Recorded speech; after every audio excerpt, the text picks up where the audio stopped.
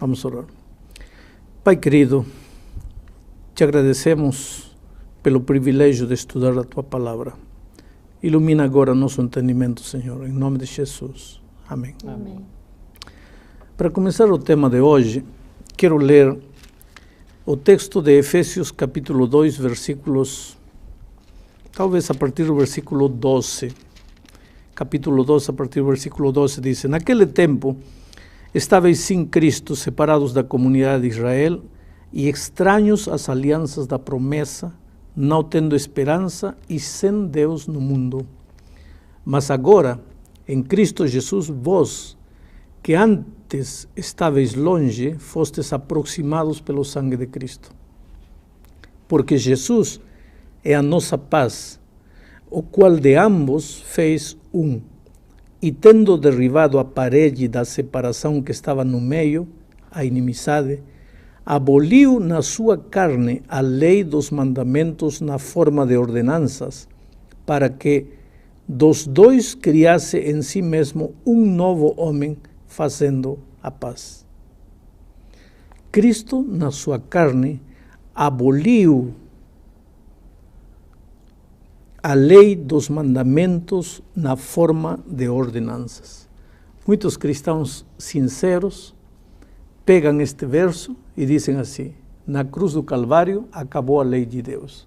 Já não existem mais 10 mandamentos, portanto o sábado não existe. Quer dizer, as pessoas que raciocinam dessa maneira podem ser muito sinceras, mas em realidade acredito que poucas vezes se puseram a pensar no que estão dizendo.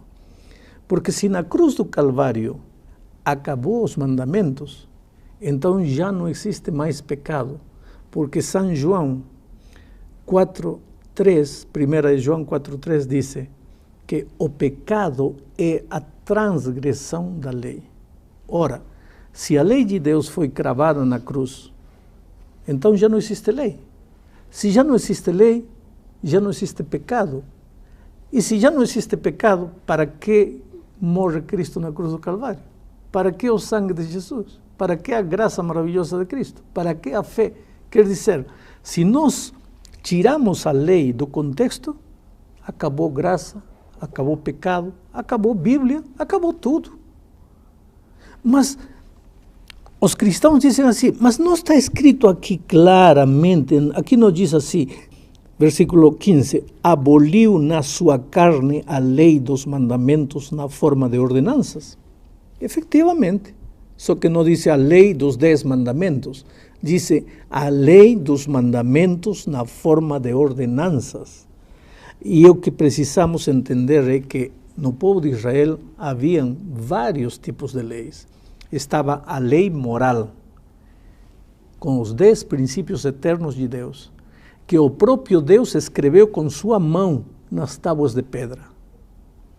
Além da lei moral de 10 mandamentos, existia a lei cerimonial, que era um conglomerado de ordenanças que tinham que ver com o cerimonial do santuário, dos sacrifícios que o povo de Israel oferecia cada dia. A essas leis cerimoniais, a Bíblia lhes dá também o nome de ordenanças. Aqui diz: Cristo aboliu na sua carne a lei dos mandamentos na forma de ordenanças. Quer dizer que essa lei que Cristo aboliu na cruz do Calvário foram as ordenanças que tinham que ver com a vida cerimonial do povo de Israel. Mas também haviam leis civis, leis militares, leis de sanidade. Por exemplo, quando estudamos o tema dos alimentos, vamos a ver que Deus dava recomendações de que carnes podiam comer, que carnes não podiam comer. Essas leis continuam valendo hoje, no sentido de que hoje continuamos tendo saúde e temos que cuidar nosso corpo. Havia uma lei interessante, por exemplo, lá no deserto, eram medidas higiênicas, leis higiênicas, que não tinham nada a ver com o santuário, nem com as ordenanças, nem com a lei moral. O povo de Israel estava no deserto e não havia banheiro. Então, quando um israelita queria fazer as suas necessidades, pegava uma pá, se afastava do acampamento, fazia um buraco na terra, fazia o que tinha que fazer, cobria com a terra e voltava para o acampamento. Vamos dizer hoje, essa lei ficou abolida. Não, Quer dizer, não tem nada a ver com salvação, tem que ver com higiene. Há muitas das leis do povo de Israel, leis militares, leis civis, leis de sanidade, que valem hoje. Agora, estou me referindo nesta ocasião especificamente às leis cerimoniais que tinham que ver com o santuário e o procedimento do santuário foram anuladas na cruz do Calvário. Por quê? Porque quando Cristo veio a realidade, já não era mais necessário essas leis de ordenanças que tinham que ver com o cerimonial do santuário. Aqui em Colossenses, capítulo 2, temos outros versos que nos provam isso.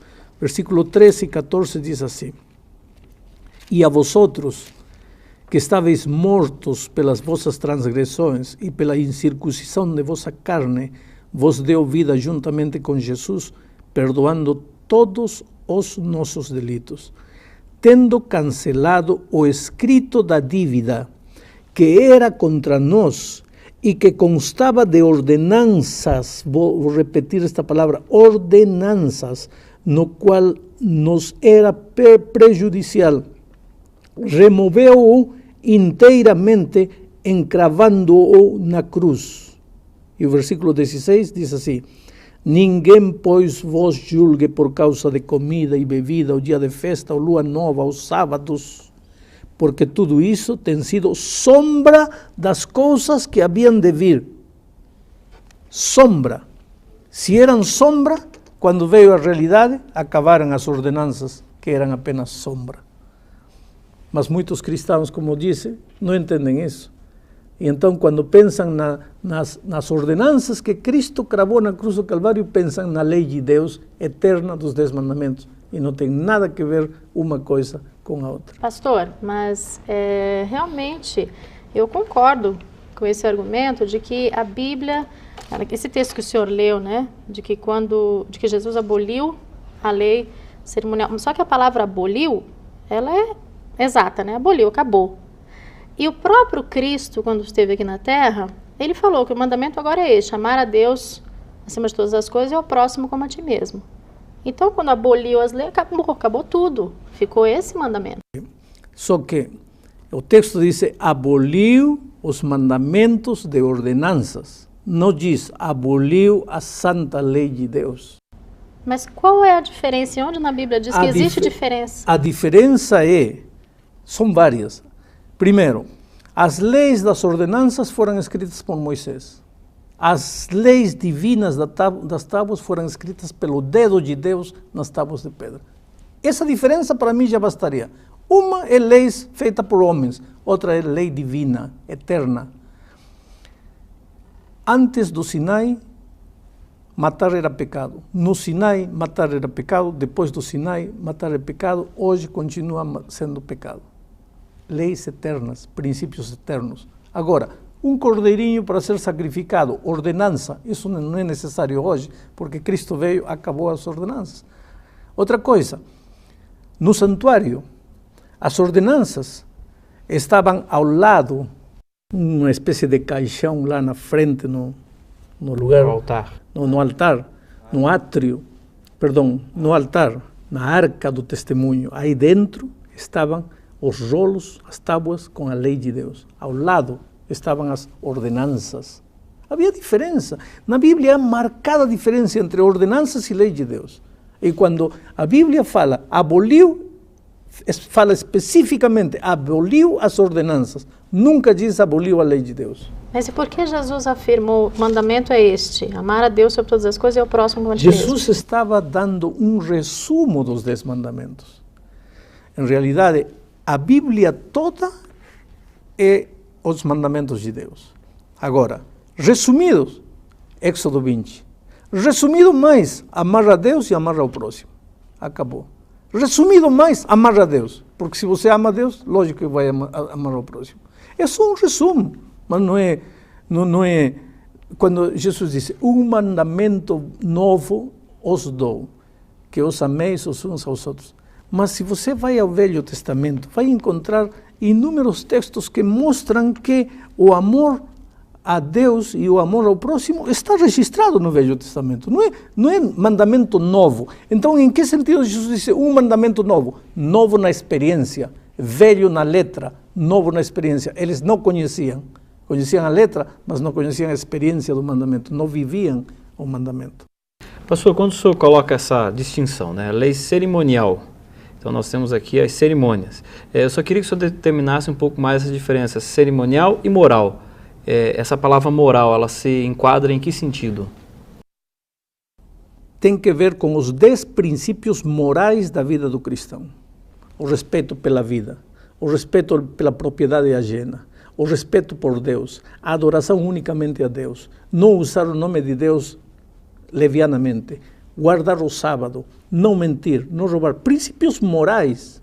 Agora, as leis de ordenanças têm que ver, o candelabro tem que ir aqui, o pão tem que ir aí, o cordeirinho tem que ser sem defeito, o sacerdote deve fazer como o cordeirinho seguinte.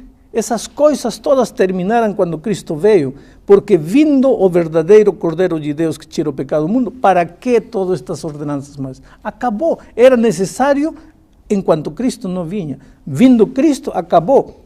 Mas mentira, verdade, honestidade, respeito pela vida, continuam princípios eternos. Pastor, quando então eu olho para Colossenses 2,14, eu entendo que aqueles que afirmam assim, a lei foi cravada na cruz. Quem fala dessa forma tem razão. Tem razão. E ao mesmo tempo, quem fala assim, não todas as leis foram cravadas na cruz, esse também tem razão. Lógico. Que lei foi cravada na cruz? A lei de ordenanças. Que lei não foi cravada na cruz? A lei moral dos 10 mandamentos. Pastor, mas o senhor afirmou na sua fala agora há pouco que existem aspectos dessa lei das ordenanças, essa lei cerimonial, né? Existem aspectos que são úteis para nós ainda hoje. Saúde, algumas leis civis têm a ver conosco ainda hoje. E por que a expressão da Bíblia é tão enfática? Essas leis foram abolidas. Não. Foram abolidas as leis de ordenanças, que são as leis cerimoniais do santuário. Mas não foram abolidas as leis de higiene, as leis de saúde, as leis civis, o respeito pela propriedade alheia, ou ajudar ao pobre. Por exemplo, uma lei civil deles dizia que o rico, quando colhia a sua terra, devia deixar cair espigas para que os pobres pegassem. Ora, hoje esse princípio continua valendo, mas não é um princípio que entra na lei moral. Entende? Pastor, a argumentação de que a lei moral ela permanece, a lei cerimonial ela foi cravada na cruz, tem alguma prova que eu possa perceber isso no ato da crucifixão, ou Jesus dizendo, olha, essa aqui não vale mais, essa daqui de hoje continua? Existe alguma prova conclusiva que eu tenha essa diferenciação? Não, prova conclusiva na Bíblia você não vai encontrar para nada, porque quando o ser humano quer duvidar, vai encontrar um motivo para duvidar de tudo. Agora, quando Cristo morreu, o véu do templo se rasgou, dando a entender que a partir desse momento as leis cerimoniais já não tinham mais validade. Por quê?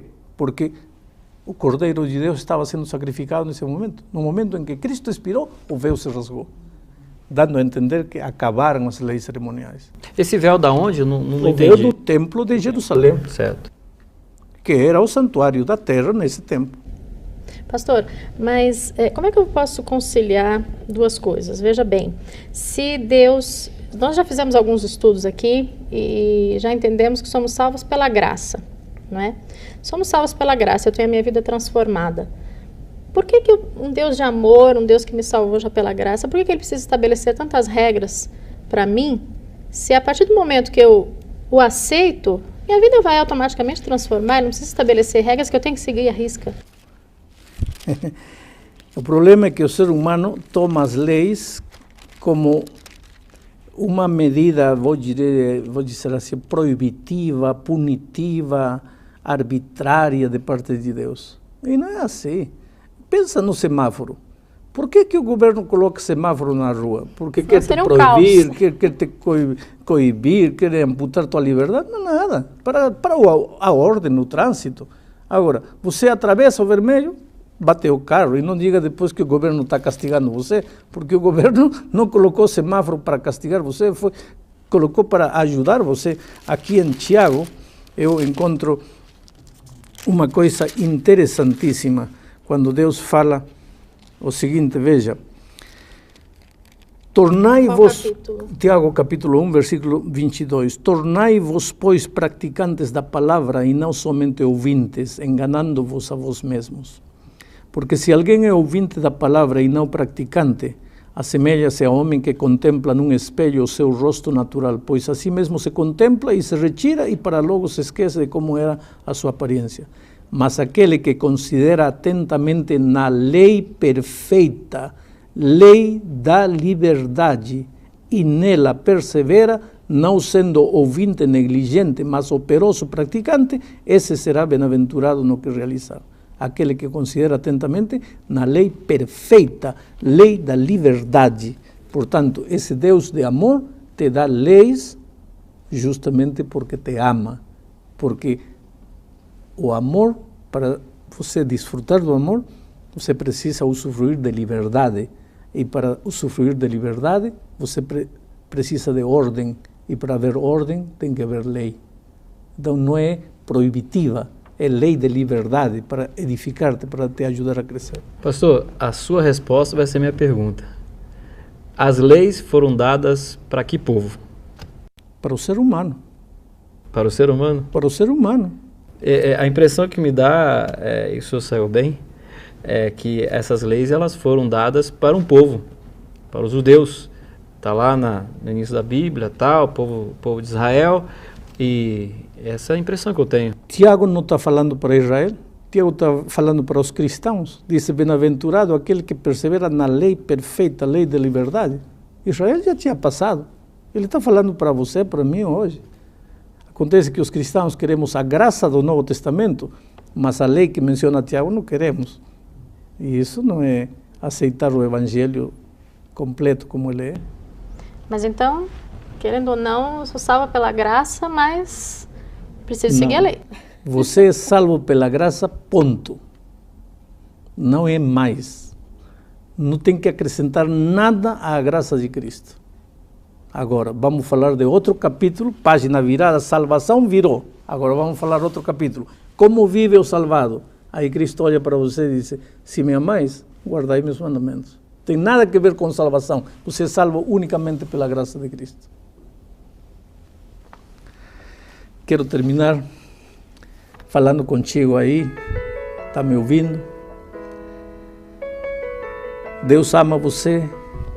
Ele tem um caminho para você. Na medida em que você andar nesse caminho, vai ser feliz. Na medida em que você seguir os conselhos divinos, vai ser feliz.